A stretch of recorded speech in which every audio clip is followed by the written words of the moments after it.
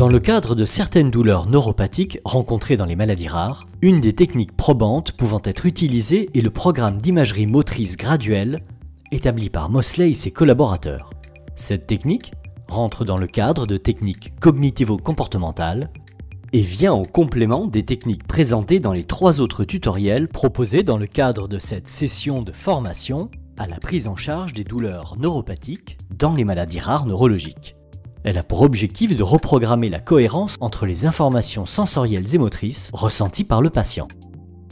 Ce programme consiste par la rééducation à manipuler les informations reçues par le cerveau afin de restaurer un traitement normal des informations sensorielles et motrices.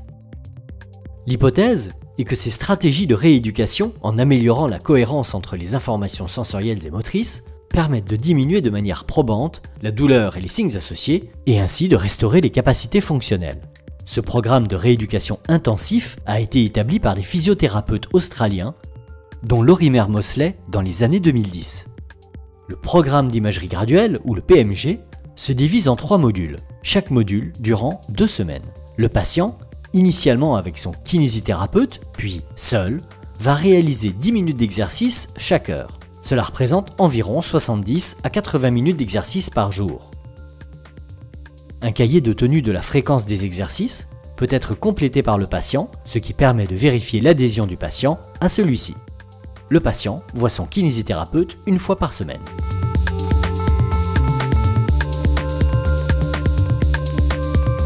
Le patient et ou son kinésithérapeute construisent une banque de données d'une 50aine d'images de main droite et de main gauche non traumatiques.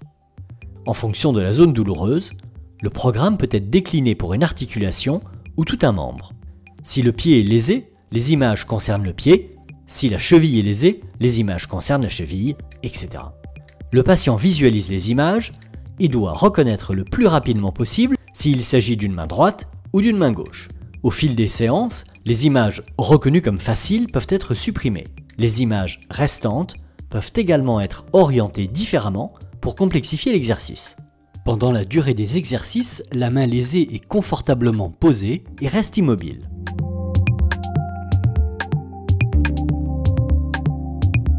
Le patient et ou son kinésithérapeute ont sélectionné une 30aine d'images de main droite correspondant à la main lésée du patient.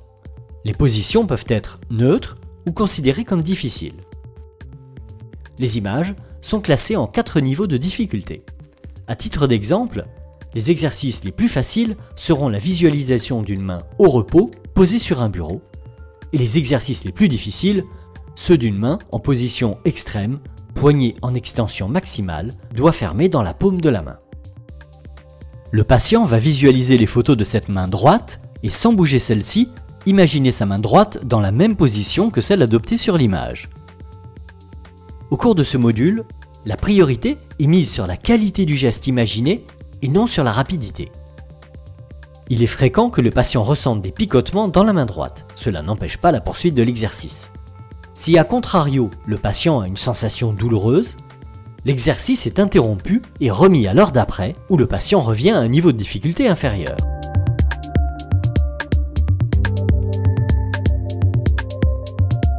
Pour cet exercice, le miroir est placé dans le plan sagittal.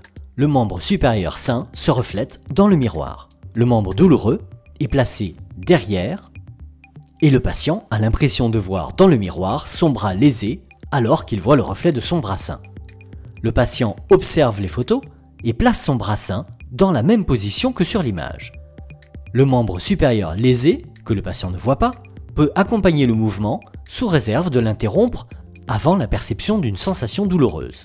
La difficulté est augmentée progressivement en jouant sur les paramètres de vitesse d'exécution du geste, de cadence et d'amplitude du poignet et des doigts.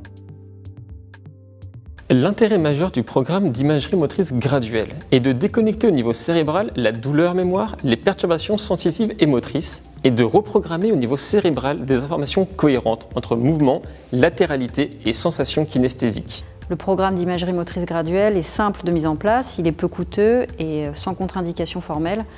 Il y a cependant sur le terrain 2 limites.